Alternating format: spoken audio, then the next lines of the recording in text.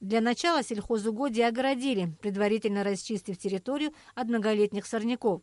Специалисты даже провели обработку почвы доломитовой мукой, завезенной из Кварчала, для полной рекультивации. На все эти работы инвестор затратил около 600 тысяч рублей. Благодаря тому, что у нас есть инвестор, есть инвестиции, здесь в этом году вырастили небывалый урожай бахчевых. А я хочу поблагодарить директора фирмы АМК Сергея Равнова за то, что он вдохнул жизнь в это село, находится у нас в Галах, и его труды видны на этом поле. Я думаю, что его примеру последуют многие, которые придут сюда, к нам в район, будут инвестировать. Для посева использовались семена исключительно голландских селекций. Инвестор сообщил, что в условиях субтропиков есть возможность получать урожай 2 раза в год. Летом будут выращивать бахчевые культуры, а зимой корнеплоды, в основном морковь. У российской фирмы есть вся линейка современной сельхозтехники, сеялка и даже морковоуборочный комбайн. Благодаря деятельности фирмы АМК появились рабочие места для местных жителей.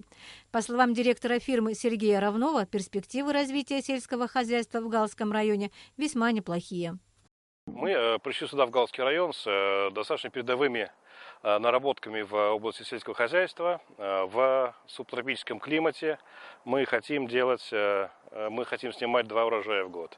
Очевидно, мы будем продолжать на следующие года делать арбуз, бахчевые культуры, потому что у нас есть достаточно положительный опыт, который вы видите, на существующих почвах, при существующих агроклиматических условиях. Посмотрите, я считаю, что арбуз удался в этот год. Я хотел бы отметить, что мы в своей работе применяем очень самые интенсивные методы ведения сельского хозяйства. Мы применяем новейшие европейские технологии. Мы применяем все, что вы видите, все арбузы здесь, они исключительно новых сортов. Таких сортов в Абхазии еще не было. Даже я бы сказал, что некоторых сортов не было еще и в России. И, конечно, сельское хозяйство – это, очевидно, очень долгоиграющий бизнес, который не в первый год, дай бог, во второй принесет какие-то прибыли. Мы сюда пришли надолго. В дальнейшем фирма планирует расчистить еще 15 гектаров земли и увеличить площадь пахотных земель в течение 2 лет до 100 гектаров. Планируется, что арбузы в основном будут реализовываться на местном рынке, а морковь как на местном, так и на российском рынках сбыта. Замдиректора сельхозпроизводства Давид Тарба продемонстрировал качество продукта. Хочу просто,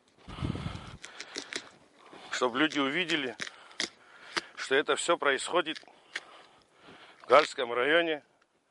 Тут хорошие земли, хороший посевной материал. Вовремя все сделано. И вот что у нас получилось. Чтобы люди понимали, это белые семена, это бессемянный сорт. Это обычный сорт, просто народ его прозвал огоньком, но он называется черный принц. Это обычный арбуз, который мы привыкли видеть. Вот это тоже бессемянный арбуз. Вырос в большом количестве. То есть организации, детские дома, интернаты, школы, дома престарелых. Обратитесь в администрацию района, пришлите машину, загрузим сколько можете взять и угощайте наш народ. Для предприятия пока еще актуальны проблемы инфраструктурного характера, плохие дороги и перебои с электричеством. Но, несмотря на это, здесь не сомневаются в успешном развитии сельского хозяйства в Галском районе и в целом в Абхазии.